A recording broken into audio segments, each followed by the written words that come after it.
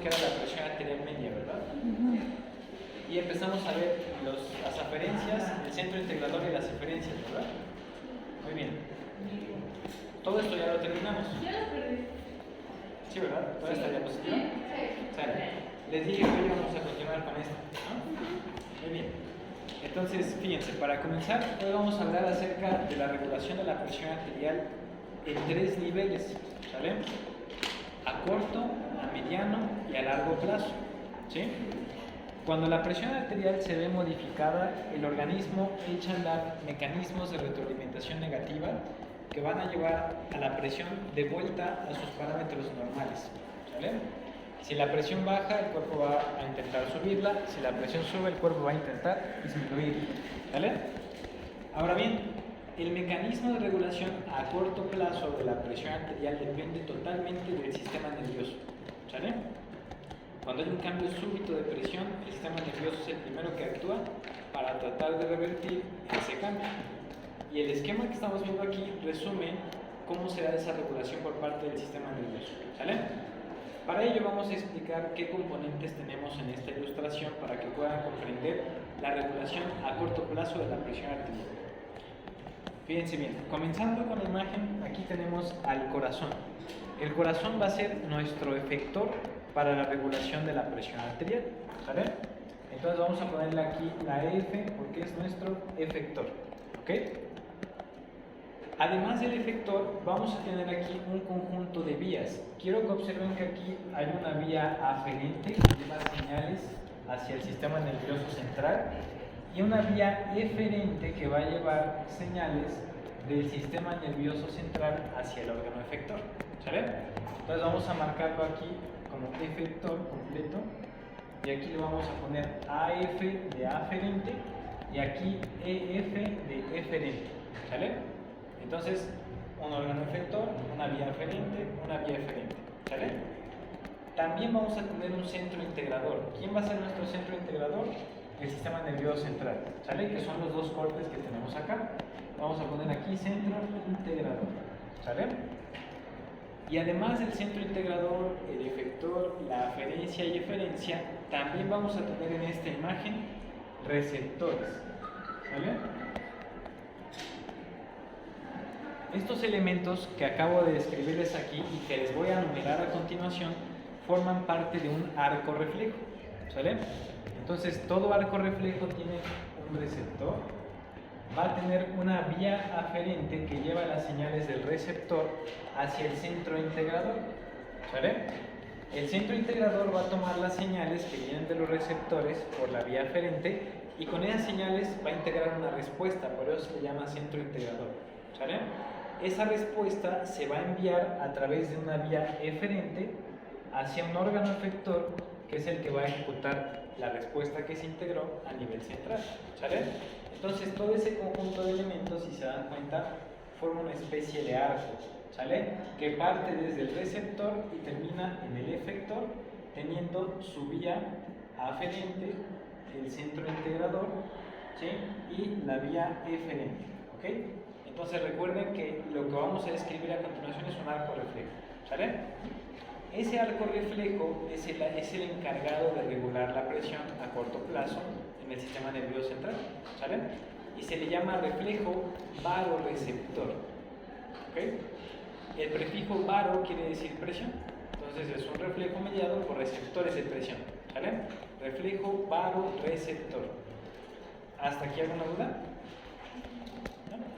Muy bien, entonces vamos a ir analizando uno a uno cada uno de los elementos del arco reflejo, del reflejo baroreceptor. ¿Ok? Muy bien, en primer lugar tenemos a los receptores, ¿sí? ¿Se acuerdan que vimos la clase pasada que hay diferentes aferencias que llegan al centro cardiovascular? Unas de esas aferencias venían de receptores de presión, ¿sí? Que son los baroreceptores.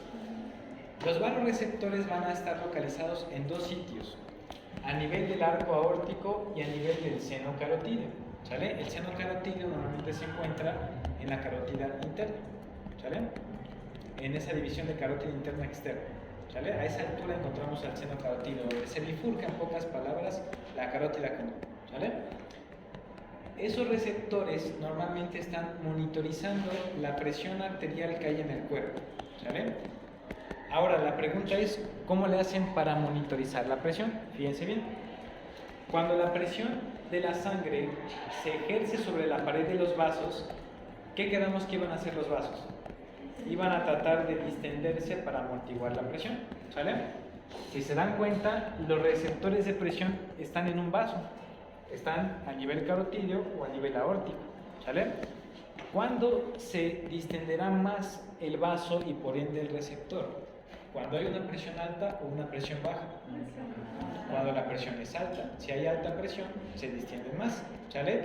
Y al distenderse más, esos vasos aumenta la frecuencia de descarga de los receptores hacia el sistema nervioso central, ¿sale? Pero cuando hay baja presión, ¿habrá mucha distensibilidad de los vasos? No, va a haber poca. Entonces, ¿cómo será la frecuencia de descarga de los receptores? Va a ser baja, ¿sale? Entonces, ¿qué es lo que interpreta el sistema nervioso central como una presión alta o baja? Fíjense bien. El sistema nervioso central interpreta como una presión alta la mayor frecuencia de descarga de los vasoreceptores e interpreta como una presión baja la menor frecuencia de descarga, ¿sale?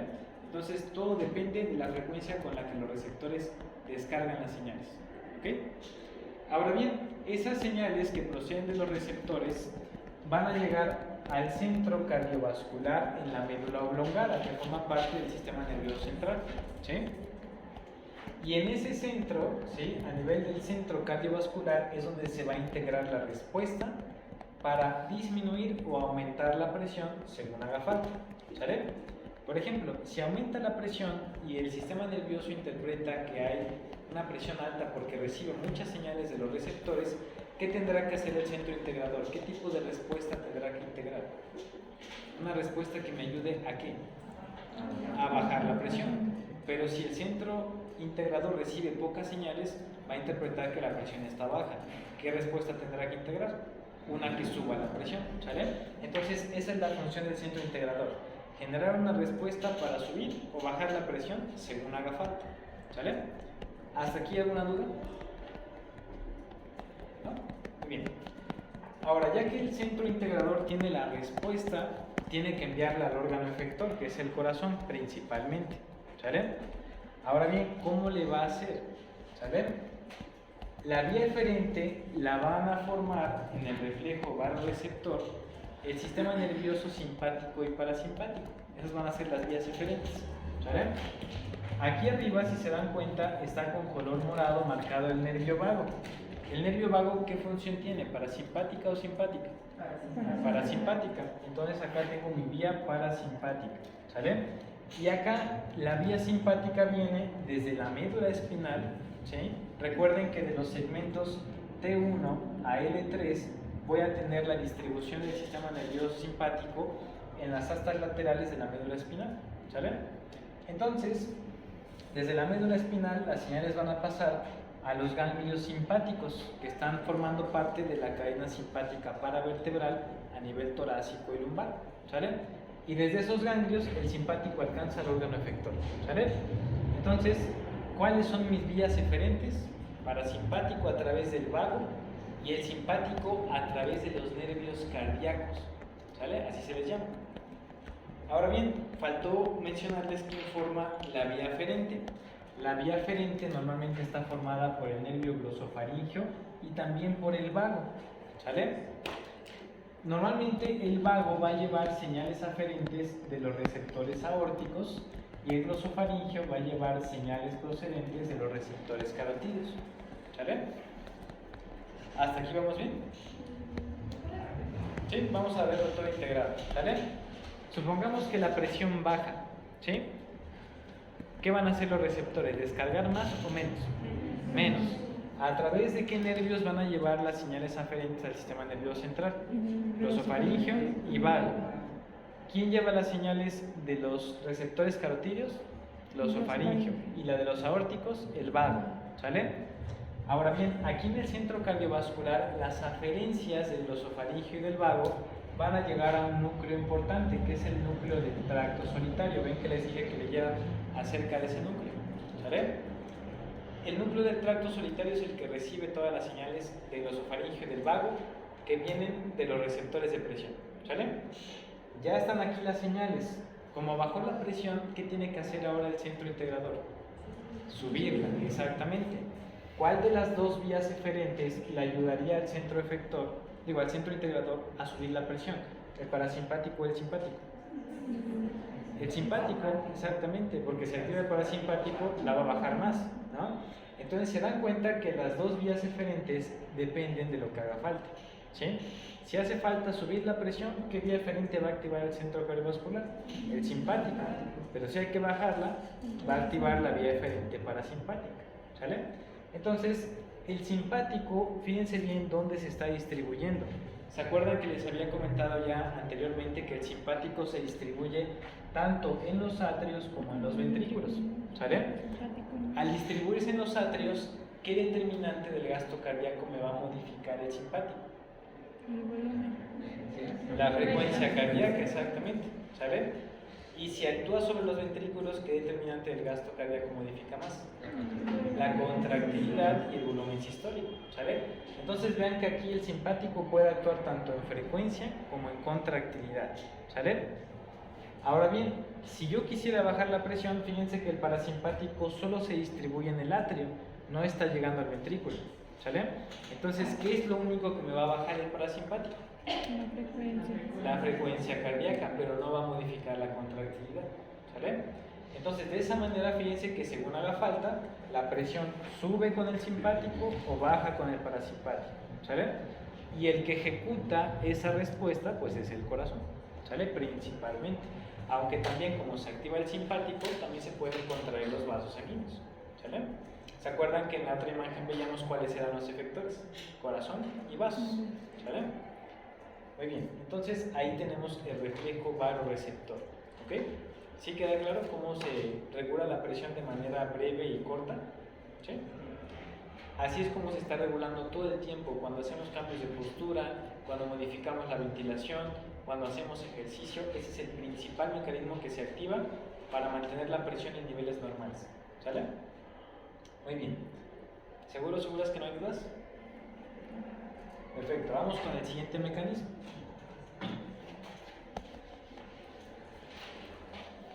El siguiente mecanismo que vamos a ver es la regulación de la presión arterial mediada por quimioreceptores, ¿sale? Los quimioreceptores normalmente van a regular la presión arterial a corto y mediano plazo, ¿sale? Estos quimioreceptores, como les voy a mostrar en la ilustración que tenemos acá, déjenme encontrar el puntero, ya no lo veo. ¿Ven por ahí el cursor? No, ¿verdad? Está abajo. Ahí lo vi, gracias. Entonces, fíjense, vamos a ver ahora cómo funcionan estos quimioreceptores. Los quimioreceptores que vamos a estudiar a continuación también forman parte de un reflejo, ¿sí?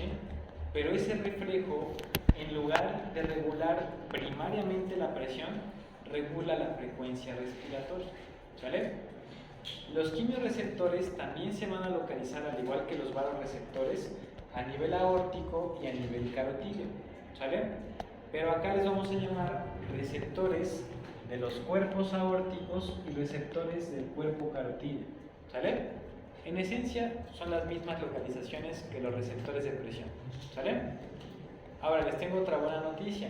Las aferencias van por los mismos nervios que llevan las aferencias de los varoreceptores, ¿sale?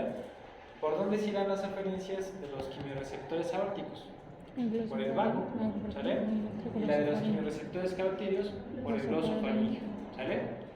La primera diferencia que vamos a encontrar en este reflejo es que, aunque los receptores y las aferencias son iguales, el centro integrador es diferente, ¿sale? Aquí el centro integrador no va a ser el centro cardiovascular, va a ser el centro respiratorio, ¿sale? Eso lo vamos a ver más adelante.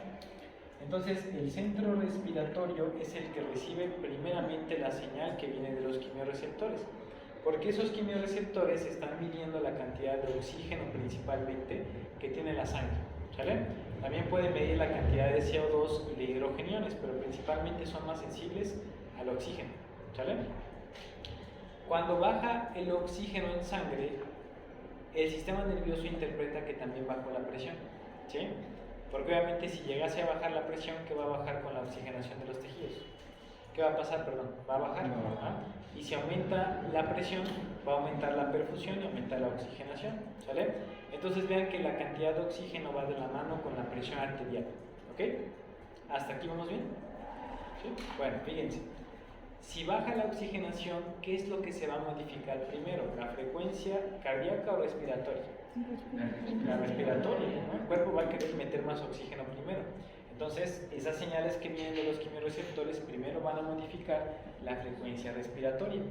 Pero adivinen qué, el centro respiratorio está conectado con el centro cardiovascular. Y una vez que ya recibió las señales, le va a pasar esas mismas señales también al centro cardiovascular. Y ahí es cuando el centro cardiovascular, dependiendo de la oxigenación, también va a generar cambios. ¿Sale? Si bajara la oxigenación, ¿qué cambios tendría que generar el centro cardiovascular? La absorción de oxígeno.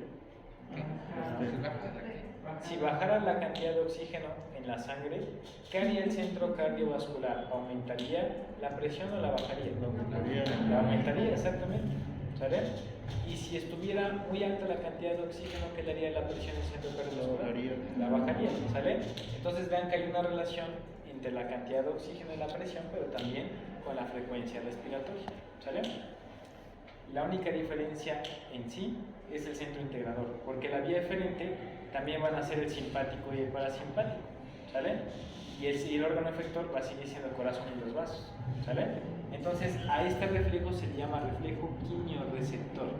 ¿Sale? Si comparáramos los dos arcos reflejos, fíjense bien, acá vamos a poner el reflejo baroreceptor y aquí abajo el reflejo quimiorreceptor. ¿Sale? ¿Quién sería en el reflejo baroreceptor el receptor? Los baroreceptores. Y en el quimiorreceptor, los quimiorreceptores. ¿Sale? Ahí tenemos una diferencia, sutil, pero la tenemos. ¿Sale?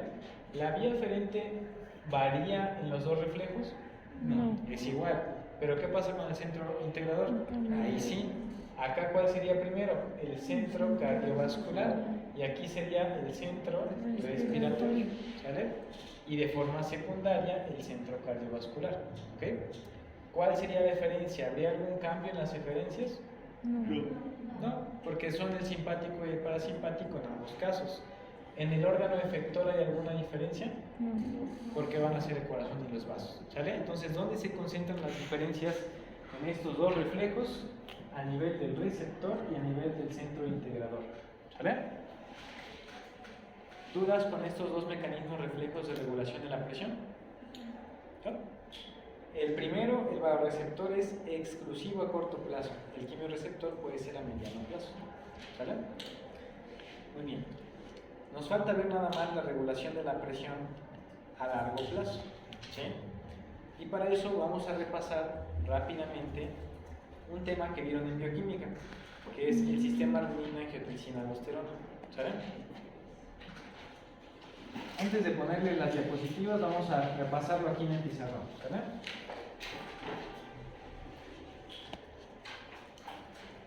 Fíjense. El sistema renina-angiotensina, hasta ahí, renina-angiotensina-aldosterona, es un sistema incompleto. ¿Sale? El nombre completo del sistema es renina-angiotensina-aldosterona vasopresina. ¿Sale? Porque también involucra la hormona antidiurética o vasopresina, todo ese sistema. ¿Ok? Vamos a ir poniendo acá paso a paso todo el sistema renina-angiotensina-aldosterona y vamos a ir viendo cuál es la función de cada paso del sistema. ¿Sale? Después eso lo vamos a relacionar con la regulación de la presión arterial. ¿Sale? Entonces, ¿cómo comienza todo? Fíjense bien. Vamos a poner aquí a los productos de cada reacción de color, a los reactivos de cada reacción de color verde. ¿Sale? Todo va a empezar con el angiotensinógeno.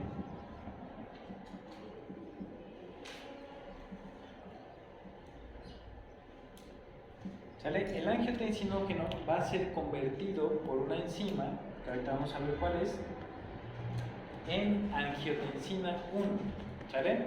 Entonces vamos a marcar aquí también a la angiotensina 1 con verde porque a su vez es un producto pero va a ser un sustrato también. ¿Sale? Entonces angiotensina 1.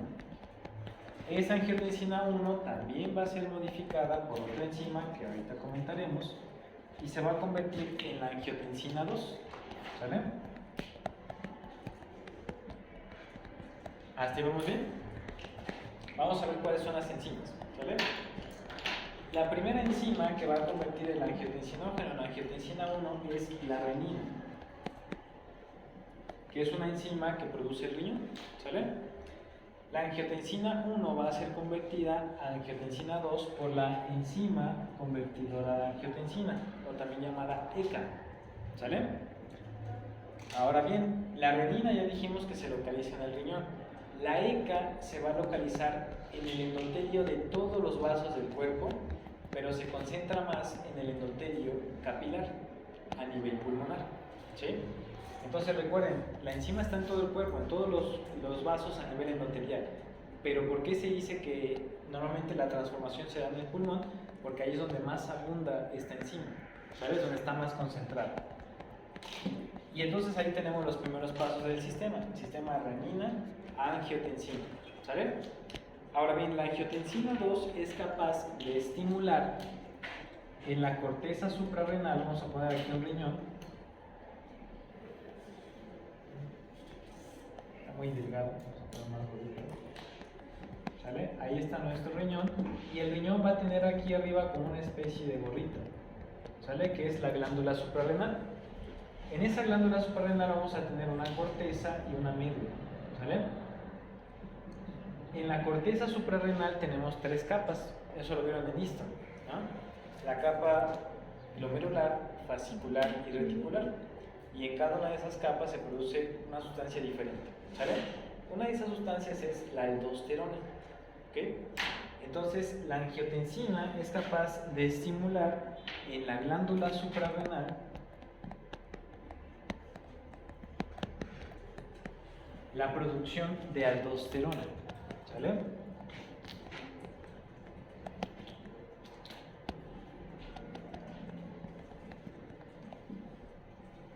Y hasta ahí ya tenemos casi completo el sistema. Sistema renina, angiotensina, aldosterona. ¿Sale? Ahora bien, antes de hablar de la vasopresina, vamos a ver las funciones de cada una de estas sustancias. Las funciones importantes comienzan con la angiotensina 2. ¿Sí? Además de producir la liberación de aldosterona, la angiotensina 2 tiene otras funciones. ¿Alguien sabe cuáles son? Vasoconstricción. Vasoconstricción, muy bien. Vamos a ponerlo aquí. Produce vasoconstricción. Y además de la vasoconstricción, ¿qué más hace la angiotensina 2?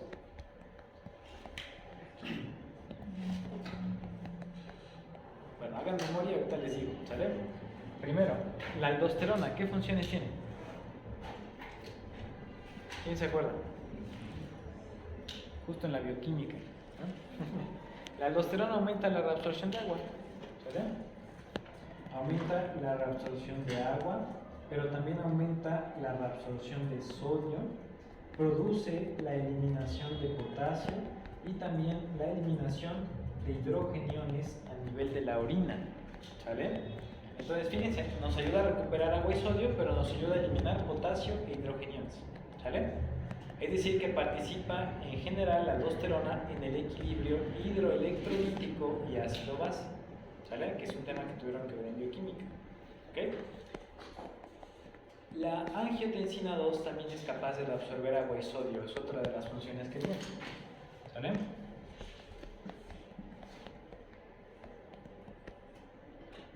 Ahí está, ¿ok? Entonces ya vimos cuáles son las funciones de angiotensina 2 y de aldosterona, ¿ok? Vamos a hablar ahora de la hormona antidiurética para que entiendan por qué el eje es renina, angiotensina, aldosterona, vasopresina, ¿sale? Primero, la hormona antidiurética se conoce de dos maneras, como ADH, que significa por sus siglas en inglés hormona antidiurética, o también como vasopresina.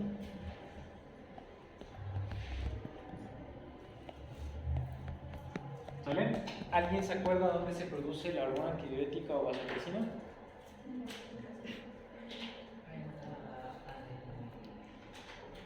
No, en la adenohipófisis no. Ahí se producen 6 hormonas, pero no son esas. Tampoco es en la adenohipófisis. Ahí se libera y pasa al torrente sanguíneo. En el hipotálamo, ¿sale? En el hipotálamo es donde se produce la vasopresina. Vamos a ponerlo aquí abajo, ¿sale?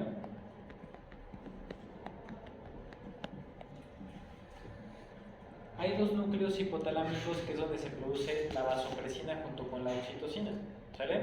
Que son el núcleo supraóptico y el núcleo paraventricular, ¿sale? Una vez que se produjo en el hipotálamo, la vasopresina va a pasar a través del sistema no pasa a través del sistema porta hipoficiario, esta pasa directo a la neurohipófisis y de la neurohipófisis va a pasar a la sangre, ¿sí? Y a nivel de la sangre, la hormona antidiurética o vasopresina tiene 2 objetivos, ¿sí? Uno de sus objetivos son los vasos, donde va a producir vasoconstricción. Y el otro objetivo, además de los vasos, ¿sale? Es el riñón. En el riñón, la hormona antidiurética, como su nombre indica, disminuye la producción de orina y por ende nos ayuda a recuperar agua. ¿Sale? ¿Hasta aquí alguna duda? Muy bien. Ya vimos entonces dónde se produce la hormona antidiurética, a dónde llega, cómo pasa la sangre y sobre qué estructuras actúa. ¿Sale? Vasos y riñón. El riñón absorbe agua y en los vasos produce constricción. ¿Vale? La siguiente pregunta es fundamental. ¿Qué regula la liberación de hormona antidiurética? ¿No?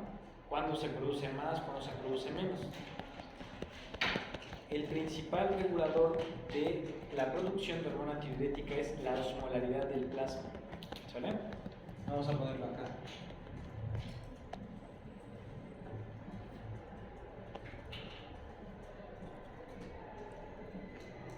¿Sí? Fíjense, acá les voy a poner la relación entre la osmolaridad y la síntesis de hormona antidiurética. ¿Alguien se acuerda cuál es el valor normal de la osmolaridad del plasma? ¿El rango? ¿Cuánto? No, 25 es muy poquito. ¿Cuánto les dijo el doctor Eloy que era la osmolaridad del plasma? ¿No lo vieron eso? ¿Sí? ¿De cuánto les dijo? Es un rango de 25 valores, pero no es 25. No sé porcentajes, es en miliosmoles.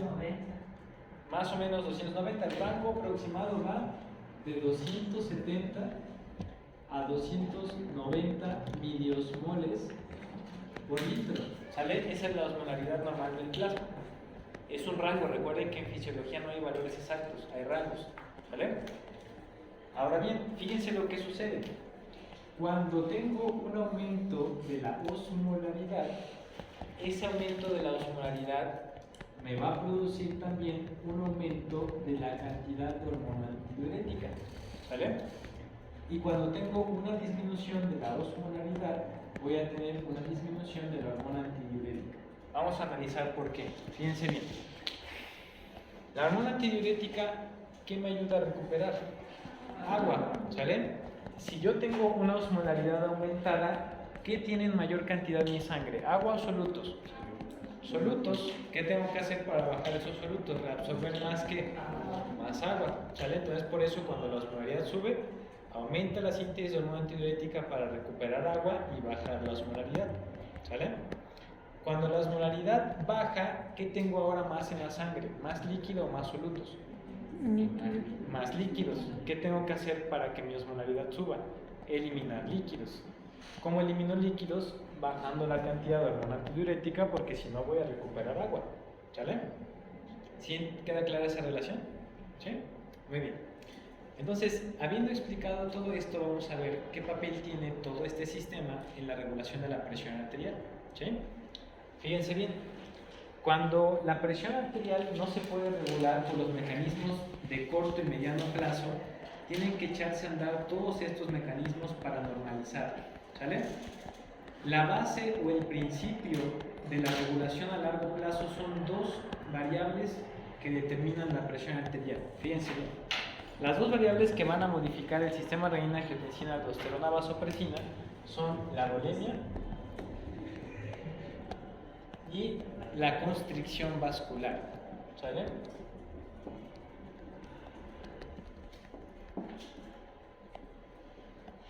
Esos son los dos puntos que va a controlar la regulación a largo plazo, que normalmente es de origen renal. ¿Sí? Lo más importante. Vamos a ver. Primero el sistema renina-angiotensina-aldosterona. ¿Dónde tengo la vasoconstricción vascular? ¿Quién la lleva a cabo? La angiotensina 2. ¿Sí? Si aumenta la cantidad de angiotensina 2, voy a tener vasoconstricción. ¿Qué le va a pasar a mi presión arterial si tengo vasoconstricción? ¿Cuáles de sus determinantes aumentan?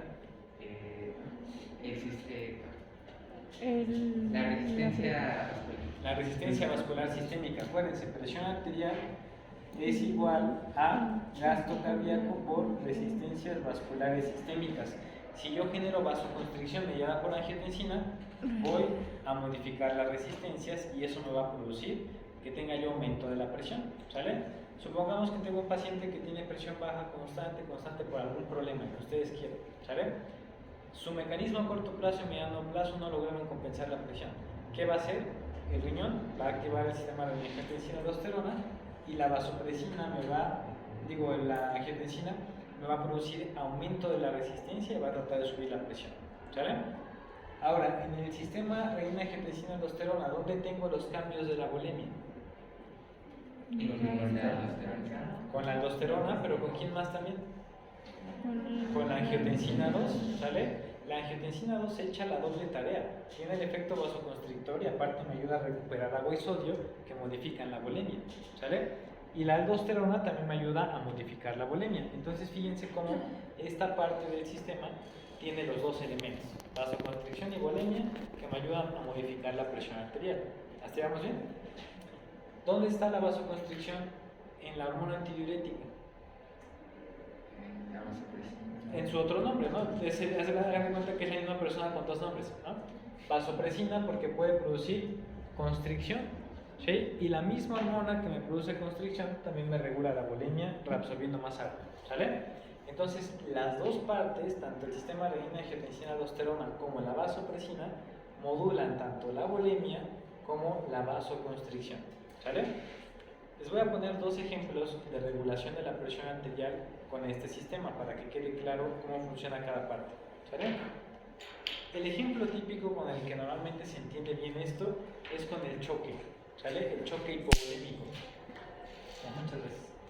Imagínense que tienen un paciente que iba con sus audífonos en la calle, ¿no? Y de repente no se dio cuenta porque traía su música alta y lo atropellaron. Lo mandaron a volar unos 2 metros, ¿no? Se golpeó el abdomen y se le rompió el hígado, ¿sale? Y empezó a sangrar abundantemente y tiene una hemorragia intraabdominal, ¿sale? ¿Va a poder controlar el reflejo vasoreceptor esa presión tan baja? No, porque aunque aumente la frecuencia cardíaca con la constricción, se está perdiendo sangre, ya valió, ¿no? No va a poder hacer nada. ¿Los quimiorreceptores van a poder hacer algo? Tampoco, aunque hay que echar a andar estos mecanismos, ¿vale? ¿Qué es lo que mi paciente está perdiendo? Sangre. ¿Cuál de las determinantes de allá puedo modificar para tratar de compensar la pérdida de sangre? La volemia. ¿Qué se va a activar? Sistema renina-angiotensina-aldosterona. ¿Cuál de los elementos del sistema renina-angiotensina-aldosterona me ayuda a recuperar la volemia en el paciente que pierde sangre? Aldosterona y angiotensina 2. Y el riñón empieza a absorber agua como loco y a absorber agua como loco para mantener la volemia y compensar la pérdida de sangre. ¿Sale? Pero ¿qué más va a pasar? Si yo pierdo sangre, ¿cómo va a estar la osmolaridad sanguínea? Baja. ¿Seguros? No, ¿Se va a modificar la osmolaridad si pierdo sangre? Bueno, no, de hecho no. No se modifica, entonces no tendríamos mucho efecto del sistema mediado por la vasopresina, ¿sale? se dan cuenta que ahí predomina más el sistema renina-angiotensina-aldosterona, ¿sale? Caso contrario, tengo un paciente con cólera, el ejemplo que les he puesto. ¿Qué es lo que está perdiendo en gran cantidad de mi paciente? Agua. Tiene una diarrea secretora masiva, como dice la literatura, en agua de arroz, ¿no? Pero así masiva. 16 evacuaciones en 5 horas, ¿no? ¿Qué está perdiendo? Agua, no está perdiendo sangre, ¿sale? Si pierde agua, ¿qué es lo que va a hacer el sistema renina-angiotensina-aldosterona? Reabsorber agua y sodio, ¿sale? ¿Qué le pasará a la osmolaridad de mi paciente si está perdiendo mucha agua? Aumenta. Si pierde agua, ¿qué se concentra? Los solutos, ¿sale? ¿Qué va a hacer entonces el cuerpo? Aumentar también la cantidad de hormona antidiurética, ¿sí? Para reabsorber más agua. En su conjunto, la reabsorción de agua mediada por vasopresina y la reabsorción de agua y sodio mediada por la aldosterona y la angiotensina 2 me va a aumentar la bulimia, ¿sale? Va a ayudar a que mi paciente compense la deshidratación. Y antes de que se active todo esto, ¿cómo estaría la presión de mi paciente deshidratado? Estaría baja, ¿no? Y una vez que se activa este sistema, la presión sube. Ahí estamos regulando la presión a largo plazo por este sistema, ¿sale? ¿Sí queda claro? Muy bien, entonces ahí está para qué nos sirve el sistema renina-angiotensina-aldosterona, vasopresina. Normalmente ya en conjunto lo van a encontrar así: sistema renina-angiotensina-aldosterona, vasopresina, ¿vale? Así lo van a encontrar ya en la literatura, ¿va? Muy bien, y con eso terminaríamos la regulación de la presión arterial. ¿Hasta aquí alguna duda? Bueno, ya vieron que hay varios mecanismos para regular la presión, ¿ok? Vamos a terminar cardiovascular hoy hablando solo un poquito sobre el estado de choque para que puedan aplicar todo lo que hemos aprendido, ¿sale? Entonces, ¿ya puedo borrar esto? No, espérate un momento. Necesito tomar una fotografía mental.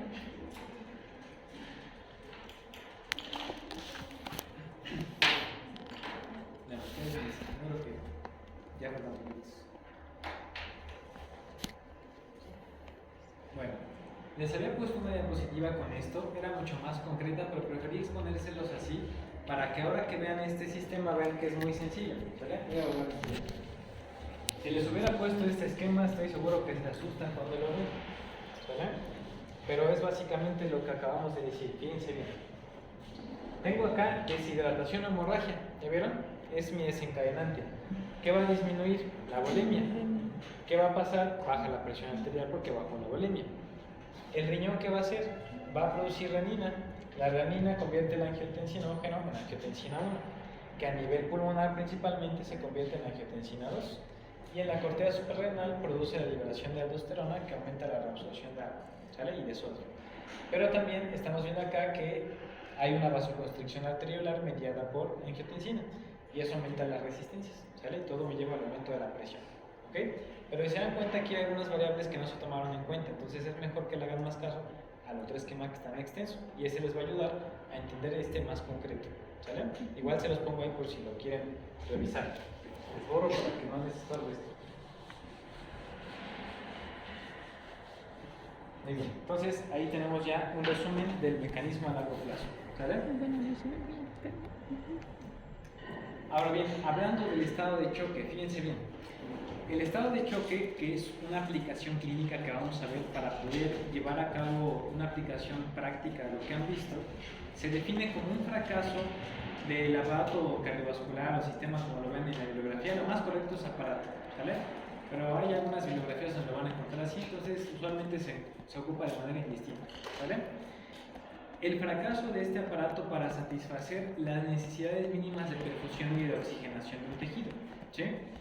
En pocas palabras, el estado de choque es un estado de hipoperfusión tisular, ¿sí? Y si no está bien perfundido el tejido, pues tampoco le llega bien el oxígeno, ¿sale? Hay diferentes tipos de choque que se pueden agrupar en 4 tipos principales: el choque hipovolémico, cardiogénico, distributivo y obstructivo, ¿sale?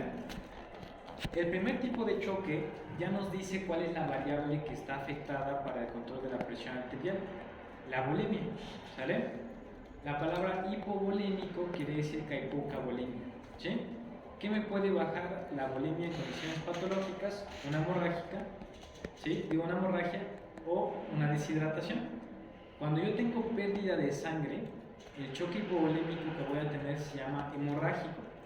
Y cuando no tengo pérdida de sangre, pero tengo pérdida de agua como la deshidratación, se va a llamar choque hipovolémico no hemorrágico. ¿Sale? Esa es la gran división del choque hipovolémico dependiendo de lo que se pierde, sangre o agua. ¿Sale? El choque cardiogénico es cuando lo que falla es el corazón. Hay una afección de la contractilidad del corazón, como por ejemplo en un infarto agudo al miocardio. En el infarto agudo al miocardio el corazón no va a poder latir adecuadamente, pierde su función de bomba y se genera un choque cardiogénico, porque el corazón ya no le imprime la fuerza suficiente a la sangre para generar presión y movilizarla en la circulación. ¿Sale? El choque distributivo se caracteriza principalmente por vasodilatación. Hay algún fenómeno que produce una vasodilatación generalizada. Si hay una vasodilatación generalizada, ¿qué variable de la presión arterial se modifica? Las resistencias vasculares sistémicas. ¿Y a qué me llevaría eso? A hipotensión. ¿Sale? ¿Qué causas son las que comúnmente producen esa vasodilatación sistémica? Un choque anafiláctico, como por ejemplo en una reacción alérgica, un choque neurogénico, como en un trauma raquimedular, cuando se secciona la médula espinal o se lesiona alguna parte del sistema nervioso autónomo, y el choque séptico por una infección descontrolada. ¿Vale? Todo eso me va a llevar a una vasodilatación que produce un choque distributivo. ¿Sí? Y el choque obstructivo es cuando el corazón se ve afectado, pero ojo, a diferencia del choque cardiogénico, en el cardiogénico lo que falla es el corazón, ¿sí? Intrínsecamente. En el obstructivo el corazón funciona bien, pero algo lo aplasta desde el exterior o algo obstruye su función, ¿sí? Por ejemplo, ¿han escuchado del taponamiento cardíaco o del hemopericardio, cuando hay sangre en la cavidad pericárdica? ¿Sí? El pericardio no se puede expandir, tiene una capa fibrosa. ¿Sale? Si se acumula sangre entre el pericardio fibroso y el corazón, ¿qué le va a pasar al corazón? Va a empezar a ser comprimido por esa sangre que no tiene hacia dónde irse. ¿Sale? Y entonces el corazón va a tener su función disminuida porque algo está obstruyendo su función normal. ¿Sale? Y a eso le vamos a llamar choque obstructivo. ¿Sale? La causa más común es el taponamiento cardíaco. ¿Sale? Por algún trauma torácico. Ahora bien, en cada uno de estos tipos de choque se van a modificar determinantes de la presión arterial y también vamos a poder echar a andar diferentes tratamientos para compensar la baja presión que se produce. ¿Sale? Les voy a poner acá en el pizarrón cómo estarían trabajando todo ese conjunto de elementos. ¿Sale? Fíjense, vamos a empezar con el choque hipovolémico. Si yo tengo un choque hipovolémico y el choque hipovolémico es hemorrágico o no hemorrágico, de todas maneras me va a bajar una misma determinante, que es la volemia. ¿Sale? Si baja la volemia, ¿qué va a bajar? El retorno venoso, la precarga, el volumen sistólico, el gasto cardíaco y la presión arterial. ¿Y qué voy a tener? Una hipotensión generalizada. ¿Sale? Esa hipotensión es lo que me lleva a la hipoperfusión tisular. ¿Sale? Porque la sangre no tiene la fuerza suficiente para llegar a los tejidos. ¿Qué me bajaría? La presión arterial media. ¿Y se acuerdan que dijimos que era la presión de perfusión? ¿Sí? Si baja la presión de perfusión, los órganos no están recibiendo bien la sangre y el oxígeno. ¿Sale? Y eso me lleva al fracaso denominado estado de choque. ¿Sale? ¿Qué podría yo hacer con este paciente para tratarlo? Fíjense bien, ahorita vamos a ver eso. Antes quiero que me digan, ¿qué mecanismo de regulación de la presión arterial sería el más efectivo en este choque? ¿El de mediano, corto o largo plazo? El de largo plazo. Se modificó la volemia. ¿Qué se va a activar? Sistema, renina, angiotensina, aldosterona, vasopresina. ¿Será la vasopresina aquí importante? Sí, pero depende. ¿De qué depende? De si es hemorrágico o no hemorrágico. ¿Sale? Justo lo que acabamos de ver. ¿Sale? Ahora, para echarle la mano a su sistema renina, angiotensina, aldosterona, vasopresina, ¿qué tratamiento le darían a su paciente si fuera un choque hipovolémico hemorrágico? Puede ser una solución, por ejemplo, una solución cristaloide, como solución salina, Harman. Podría ser una solución como un coloide. ¿Sí? Los coloides son soluciones que tienen muchas proteínas. ¿Sí? Y ahí vamos a aplicar lo de las fuerzas Starling. Si yo le doy un coloide a mi paciente, las proteínas no pueden salir de los vasos. ¿Sí? La presión. Si yo aumento las proteínas dentro de los vasos, ¿qué presión de las fuerzas La está presión va a aumentar? La oncótica. ¿Y el líquido hacia dónde se va a mover? Hacia adentro del vaso, y eso me aumenta la bulimia, ¿sale? Pero fíjense cómo en las soluciones coloidales también podemos tener un aumento de la bulimia, ¿sale? Algunos coloides tienen albúmina u otras proteínas que mantienen más el líquido en los vasos y suben la bulimia, ¿sale? Ahora bien, además de las soluciones y de los coloides, ¿qué más le podrían dar a su paciente con choque hipovolémico hemorrágico? Hipotensión. Un paquete globular, ¿sale? Una transfusión sanguínea. Y eso también les va a reponer la bulimia, ¿sale? Entonces, ¿cómo trato un choque hipovolémico hemorrágico? Soluciones, coloides o una transfusión sanguínea.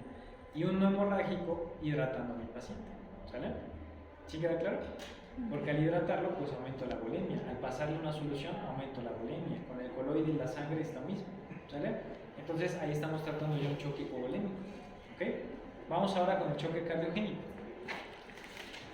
Cuando tenemos un choque cardiogénico,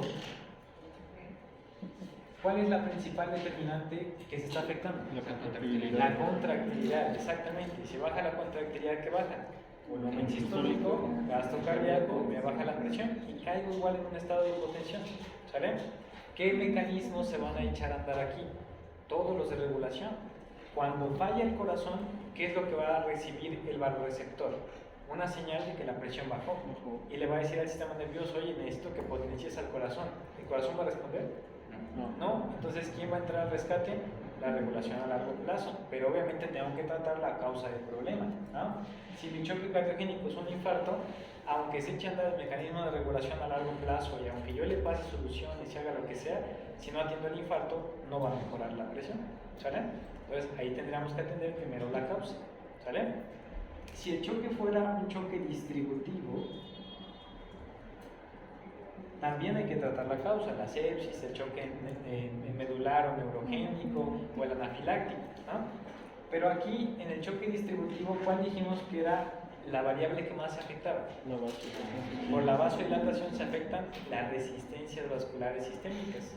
Normalmente en los choques distributivos se puede ocupar como un tratamiento a las aminas, ¿sale? Como por ejemplo la dopamina, la noradrenalina, la adrenalina, que me van a causar una vasoconstricción que se va a oponer a esa vasodilatación, ¿sale?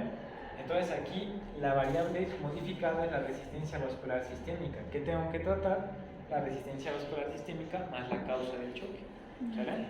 Y por último, en el obstructivo. En el obstructivo, ¿qué está fallando? También la contractilidad, porque el corazón está siendo obstruido por algún evento que hace que no se contraiga bien. Ahí tengo que tratar la causa, pero también puedo solventar la hipotensión con soluciones y con demás elementos, ¿vale?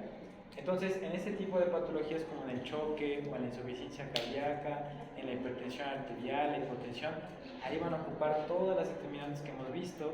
Deben recordar los mecanismos de regulación de la presión arterial, eso es fundamental, ¿sale? Para cuando vean este tipo de patologías más adelante, ¿sale? Muy bien, pues con eso terminamos ya fisiología cardiovascular. Ya ven un poquito de la aplicación de lo que vimos en el estado de choque, ¿sale? Bien, ¿alguna duda? ¿No? Sale, mañana empezamos con fisiorrespiratoria. Su examen de tercer parcial llega hasta aquí, ¿sale? Que sería este viernes el examen. Entonces, todavía tienen un buen tanto de días para repasarlo cada vez, ¿ok? Bueno, que tengan bonita tarde, nos vemos en